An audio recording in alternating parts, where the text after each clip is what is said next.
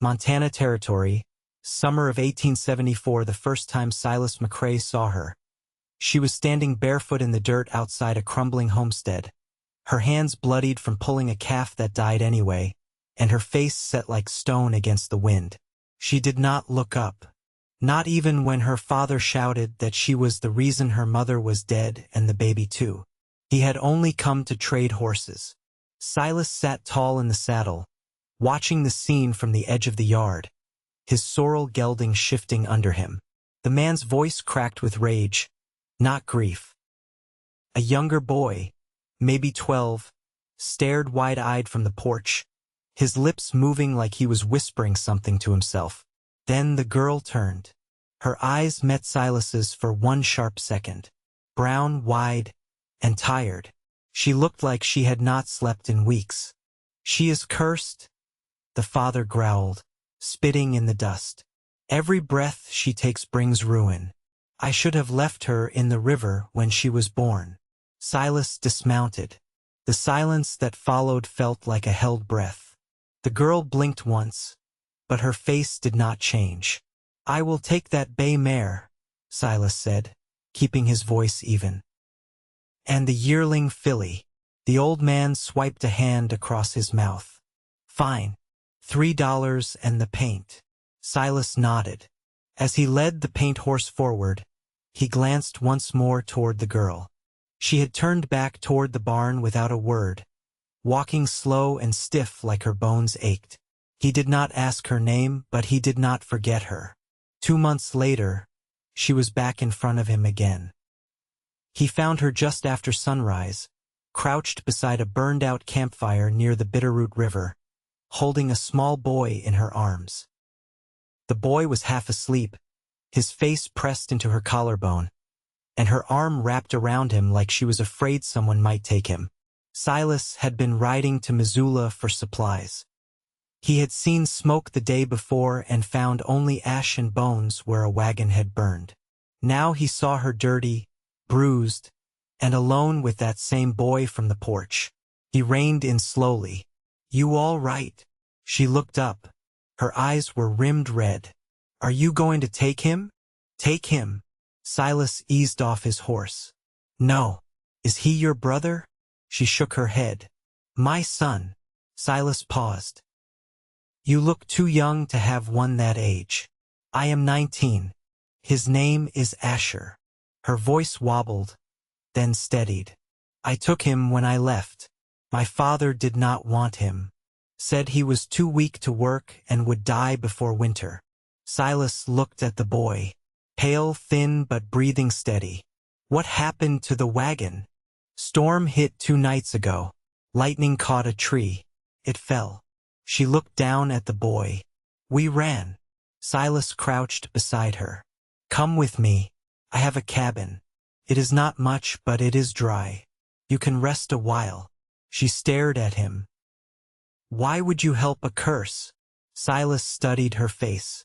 "Because you are not one." Her name was Norah Gentry. She said it like it was an apology. At his cabin, she stayed quiet. She cooked, cleaned, and cared for Asher like it was all she knew. At night, she curled up on a straw mattress with the boy tucked close. Silas gave them the bed and slept near the fire. She never asked for anything. After 3 days, when he brought in a rabbit and set it on the table, she murmured, "Thank you." Then she skinned it clean and roasted it with wild onions like she had done it 100 times. Silas watched her fingers work. "You got family left?" "No." "Anyone looking for you?" "No," she did not explain. He did not press. But that night, when she thought he was asleep, he heard her whisper to Asher, "You are not a curse. You are my heart." Silas lay still, staring at the ceiling. Something in him shifted. 2 weeks passed. Norah began to smile. Not often and not wide, but the first time she truly laughed, it was because Asher tried to ride Silas's old mule and fell off into a patch of mint. The boy came up spitting, and Silas had scooped him up, brushing bits of green from his hair, while Norah laughed so hard she had to sit down. After that, things got easier. She started humming when she cooked. She found an old dress in his mother's chest and mended it to fit her. She let Asher follow Silas to the barn each morning and helped him feed the chickens. One evening, she brought him coffee by the fire and sat beside him without asking. "You have been kind to us," she said softly. Silas looked at her.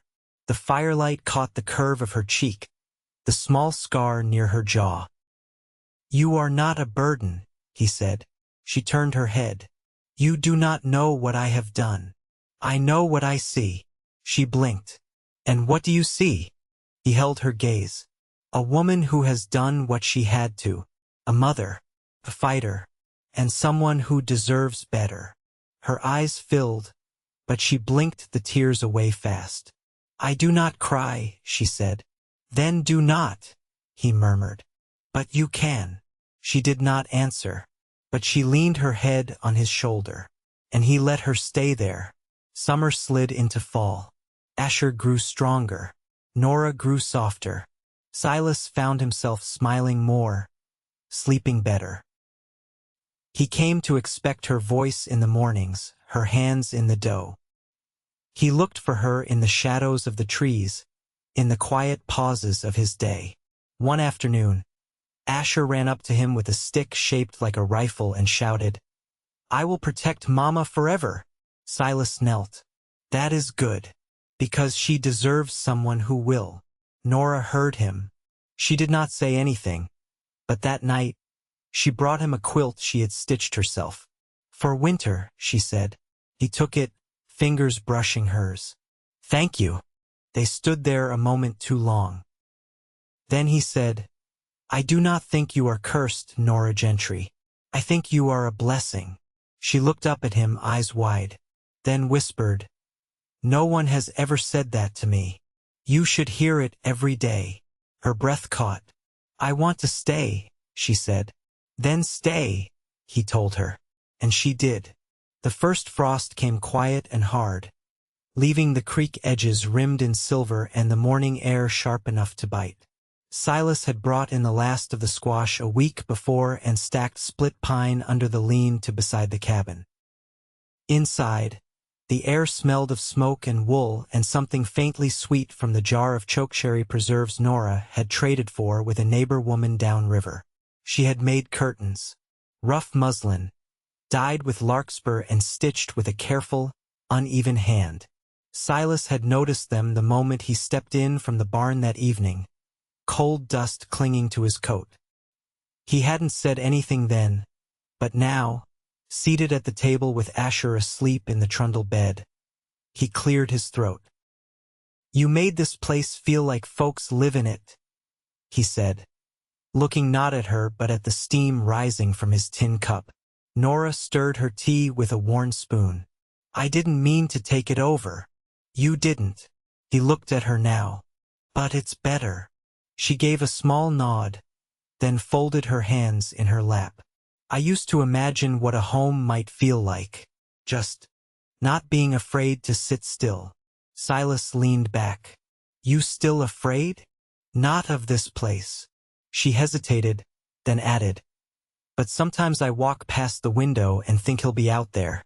My father. Like the mountains'll spit him out just to prove I don't belong anywhere." Silas's jaw worked once. "He won't find you here." "I know." Her voice dropped. "But fear doesn't listen to reason." Silas reached across the table, his hand settling palm up between them. "Then let it listen to me." She didn't take his hand right away, but she looked at it a long time. "There's things you don't know," she said, voice quiet. "Things I did to get away. I don't need you to confess anything." His voice stayed low. "I just need to know you're safe now. I'm not proud of all of it. You kept a child alive. You kept yourself alive. That's enough." She looked at him then, really looked, like she was measuring something inside him she wasn't sure she was allowed to trust. Then slowly, she laid her fingers in his. "Thank you," she said. He didn't let go. The next morning, Norah stood beside him in the early light, watching Asher chase a half-grown chicken through the yard. Her hair was braided to one side, frizzed from sleep, and her shawl draped unevenly over one shoulder. She wasn't wearing shoes, but didn't seem to notice the cold. Silas handed her a warm biscuit wrapped in cloth. "You ever think about teaching?" She blinked. "Teaching? Ash knows his letters now. That was you." She shrugged. "He's sharp. So are you." She looked away. "I never went to school proper. My mother taught me to read before she passed. But that's all." He bit into his own biscuit, chewing slow. "You ever want more?" She didn't answer right away. "I wanted to learn medicine once. Not just herbs and poultices. Real ways of understanding the body. But that passed." "Doesn't sound like it passed." She smiled faintly. "Sounds like you're trying to keep me here." "I don't have to try," he said. "You already are." Later that week, Norah found a patch of dried yarrow along the hill behind the cabin. She gathered it in her apron, humming something low and without tune, and brought it back to the kitchen to dry. When Silas came in covered in sawdust, she was packing it into a jar. "That for tea?" he asked, brushing his sleeves off over the basin. "For wounds," she said. "Stops bleeding. Might be good to have on hand, just in case." He nodded. "You always think ahead. I used to think about staying alive. Now I think about keeping things whole." He crossed the room and leaned his hip against the table. "That's a different kind of living." She looked up at him. "It feels better." Snow came early that year, just enough to cover the ground and make the rooflines sharp. Asher caught a fever not long after, and Norah stayed up 2 nights straight, wiping his brow, murmuring soft words, coaxing him to sip willow bark tea. Silas sat with them through the worst of it, holding the boy's foot when he kicked in his sleep, fetching water without being asked. On the 3rd morning, when Asher's breath came easier and the color returned to his cheeks, Norah slumped into the chair by the hearth and covered her face with both hands. Silas crouched beside her. "He's through it." She nodded, not lifting her head. "I know. But I didn't realize how much I was holding back until it let go. You did everything right. I was so afraid I'd lose him and not be able to bear it. You won't have to bear it alone." She dropped her hands then, eyes meeting his. "Why do you care so much?" He didn't look away. "Because you're not just someone who came here. You're someone this place needed. Someone I needed." She reached out, her fingers brushing his sleeve. "I never thought anyone would look at me like that. I've been looking at you like that since the first day." Her voice cracked. "You saw me at my worst. And I still see you." She stood, slowly, and stepped into the space between them. "I'm not used to being wanted for the right reasons." Silas took her hand. "Then let's make this the first time." She leaned in, rested her forehead against his. "I want to build something that doesn't have to be torn down. Then let's build it together." She didn't kiss him. Not yet. But something in her settled like a house finally placed on its foundation. And outside, the snow kept falling. Quiet. Steady. Sure. By mid-December, the wind had settled into a permanent moan through the trees, and the ground crunched underfoot with a skin of ice that never fully melted. Silas kept the fire banked through the night, checking it twice before the darkest hours, while Norah learned to stitch worn linen into makeshift socks for Asher's cold feet. They lived by quiet rhythm meals at dawn and dusk, chores shared without needing to speak of them. In the still moments, they sat close, not touching, but near enough to feel the warmth of each other's presence, the weight of something growing steady between them. One morning, Norah opened the door to find a bundle of squirrel skins laid neatly on the stoop, tied with twine. She crouched, fingers brushing the edge of the fur, and frowned. Silas came up behind her, still shrugging into his coat. "That neighbor from Miller's Gulch traps along the ridge. He might have passed through." "There's no tracks," she said. And no one's been by since the last snow. Silas knelt beside her, studying the ground. You sure? She nodded. The snow's untouched. Whoever left these came before it fell. He looked at her, then at the trees. Could be someone trying to help. Norah didn't answer. She carried the bundle inside and laid it on the table. Asher tugged at the twine, but she gently pulled his hand away. Later that afternoon, Silas brought in 2 cords of wood from the shed and found her at the hearth, sewing a lining into one of Asher's coats using the softest of the pelts. I thought you didn't trust gifts left without names, he said. I don't. She didn't look up. But I won't waste something that'll keep him warm. He set the wood down, brushing flakes from his sleeves. You think it's someone from your past? I don't think, she said. I feel, and something about it sits wrong. You want me to ride out? Ask around? She hesitated. Not yet. Let's wait. If it happens again, then yes. That evening, she took longer than usual to come to the table. When she did, her eyes were distant. I dreamed of my mother last night, she said, her voice flat. She was standing by the river, holding her apron full of stones. Silas didn't interrupt. She didn't speak, just watched me, like she was waiting for me to do something. He poured her a cup of broth. You think it meant something? I don't know, but I haven't thought of her in years, and now I can't stop. Silas set the ladle down. What was she like? Norah blinked. Quiet. Not weak quiet like a well is deep. She loved the smell of lavender. She'd tuck sprigs in her sleeves. She paused. She died afraid. What was she afraid of? That I'd turn out like my father. Silas reached across the table, not to touch her but to set his hand beside hers. You didn't. I've got pieces of him in me. You've also got pieces of her. Norah wrapped her fingers around her cup. I hope that's true. 2 days later, a rusted horseshoe appeared on the fence post near the barn. Nothing else. No note, no tracks. Just the crooked iron settled like it had always belonged there.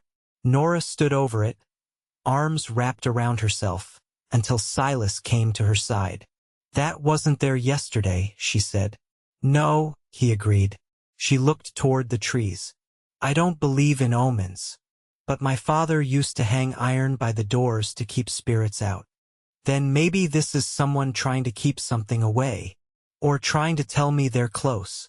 Silas scanned the tree line. You want me to take Asher to the Crawfords for a few days? No, her voice was steady. I won't disappear again. He nodded once, slow. Then we stay. All of us. That night, she didn't go to the trundle bed.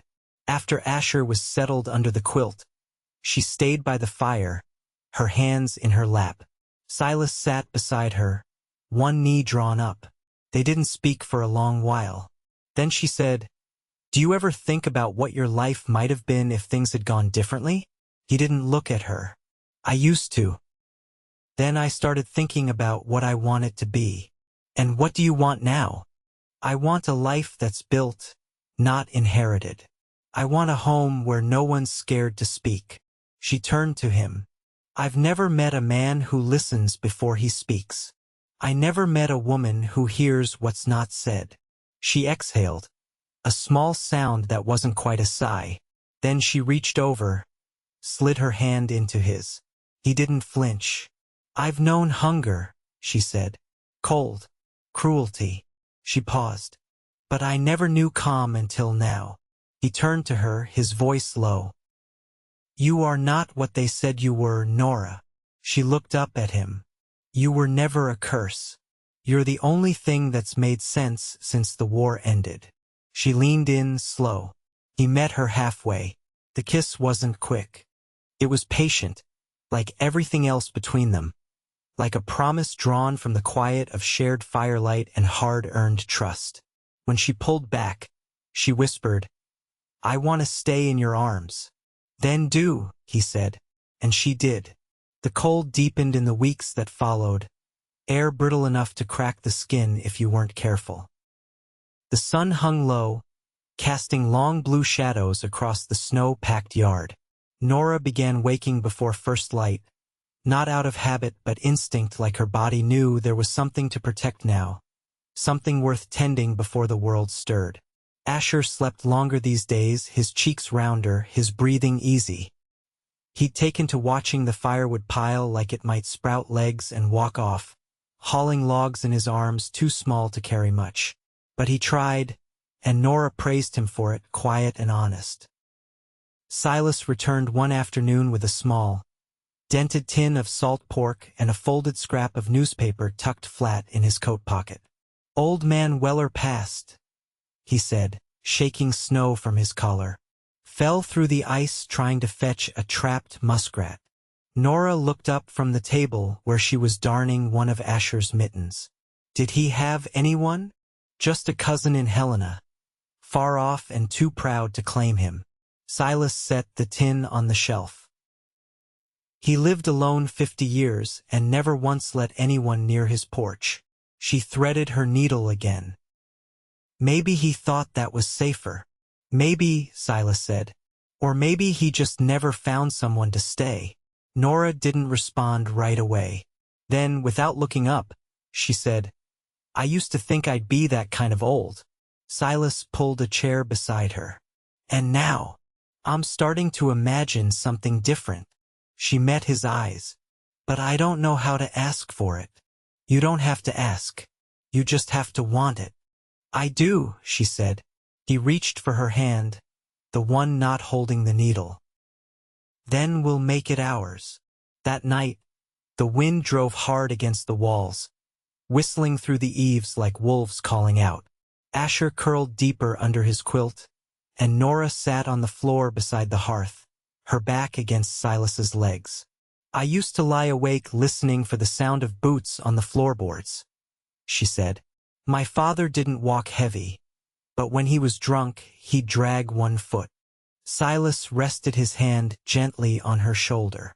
"I kept a knife under the straw mattress," she continued, "not because I thought I could use it, just because I wanted to feel like I had something. You don't need that here." She leaned her head back, letting it rest against his knee. "I know. That's the strange part." In the morning, the sky broke open with a kind of soft blue they hadn't seen in weeks. The snow glittered instead of sulking, and the air smelled clean, like the world had forgiven something. Norah stepped out with a basket, her boots wrapped double in wool.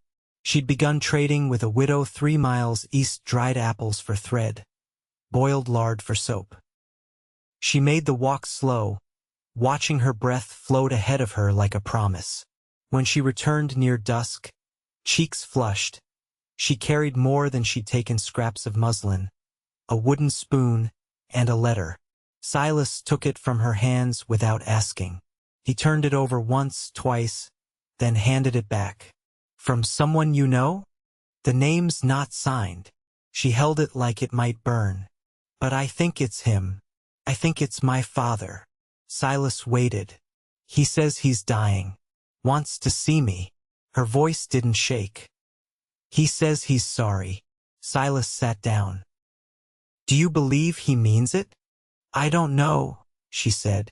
"But I don't feel anything when I read it. No fear, no pull. Just stillness." "Then you've already left that part of him behind." She nodded slowly. "I think I have." She placed the letter in the coals without ceremony, curled, blackened, and vanished.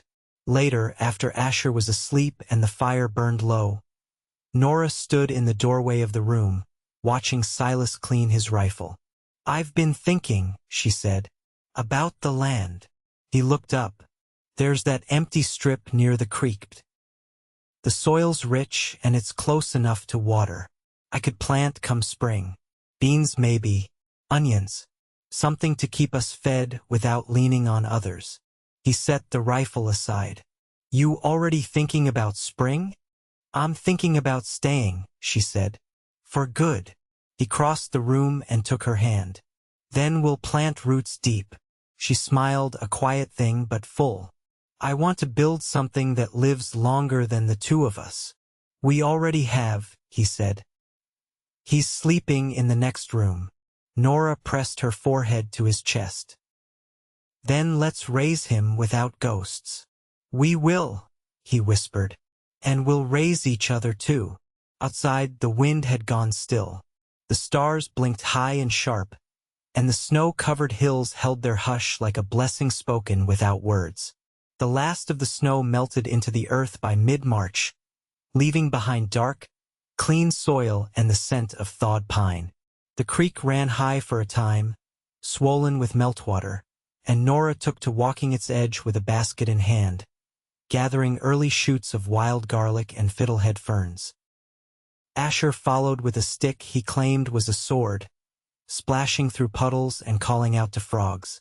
Silas watched them from the cabin stoop, a small carving knife in his hand and a sliver of pine in his fingers.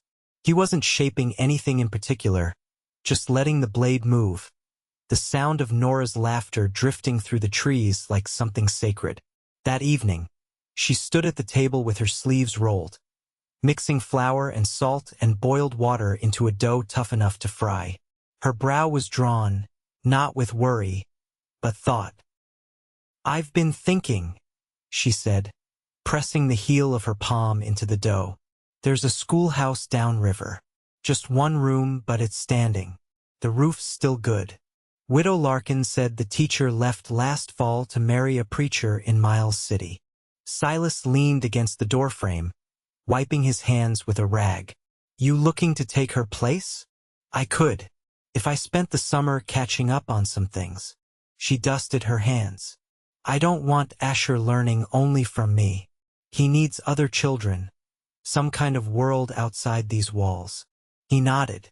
There's a wagon road that runs past there. I could help repair it once the ground firms up. She smiled, then turned serious again. Would that be all right with you? Me teaching? Norah, he said, stepping closer. You don't need my say-so, but yes, it'd be more than all right. She reached for his wrist, her fingers light. I don't want to just survive anymore. I want to shape something lasting. You already have, he said. But if you want to teach, then that's what you should do. I'll tend the land, keep the place going. We'll make it work. She leaned into him, her forehead brushing his collarbone. You make everything sound simple. It's not, he said softly. But it's worth it. The days stretched longer. Asher grew bolder, climbing trees and returning with scuffed palms and bruised shins. Norah started keeping a book open on the table, practicing figures and penmanship by lamplight. Silas built a new chicken pen, and together they cleared the patch near the creek for planting. They spoke of spring as something they owned. One night, Norah sat with a small box in her lap. She opened it to reveal a circle of silver coins, each one worn thin. She ran her fingers over them, then looked at Silas, who was drying his hands near the hearth. My mother gave me this when I turned 16, she said. Told me to keep it hidden. I think she meant for me to use it to run. You didn't. I wanted to. She closed the lid. But I stayed too long. I kept thinking things would change. He came to sit beside her. You got out when you could. I'm thinking of using it now. Not to run. To build. Maybe shelves for the schoolhouse. Or books. Silas nodded. I'll match it. Whatever you spend, I'll find a way to double it. Her eyes shone in the low light. You don't have to. I know, he said. But I want to. By early May, green shoots lined the furrows behind the cabin. Norah taught Asher his letters in the mornings, and in the afternoons, she walked to the schoolhouse with Silas and cleared out the cobwebs and broken desks. He built her a new blackboard with pine and slate, and she stitched curtains from a bolt of calico gifted by the Crawfords. One evening, after Asher had fallen asleep with a pencil still clutched in his hand, Norah stepped out onto the porch. Silas was there already, one boot on the railing, watching the last of the light sink behind the ridge. She stood beside him, quiet for a moment. "I put your name on the deed," she said. He turned. "What?" "I rode into Missoula last week. Spoke to the clerk." She folded her hands. "You said we were building something together. I wanted the land to reflect that." He stared at her, then stepped forward and cupped her face in his hands. "You didn't have to do that," he murmured. "I wanted to. I would have stayed even without that." "I know," she said. "That's why I did it." He kissed her then, slow and sure, like a man who had waited without knowing he was waiting. When they parted, her voice caught in her throat. "I love you," she said. "I've never said that to anyone and meant it. I've never heard it from someone and believed it," he replied. They stood there, wrapped in the hush of the trees, the land breathing around them. Summer came warm and wide. The schoolhouse opened its door again with Norah standing tall at the front, her hair pinned back, her voice steady. Children came from scattered farms, some barefoot, some shy, all curious. Asher sat proud in the front row. Silas worked the fields and brought her lunch at midday, a folded cloth with bread and smoked trout, and kissed her hand before he left. The cabin grew into a home, shelves filled with books and jars. A rocking chair Silas carved in the evenings. A quilt Norah stitched with pieces of the dress she wore the day she arrived. In the fall, they married under the cottonwoods by the creek. No preacher, just the two of them and a neighbor to bear witness. Asher scattered wildflowers at their feet, and Norah wore a wreath of dried yarrow in her hair. That night, as the fire crackled low and the stars stretched wide above them, Norah rested her head on Silas's chest. "I never dreamed of this," she whispered. "Neither did I," he said. "But I'll spend every day earning it." And they did. Through each season and every silence, they built a life of quiet strength, shaped not by what they had escaped, but by what they chose to keep. A life that held, a love that stayed,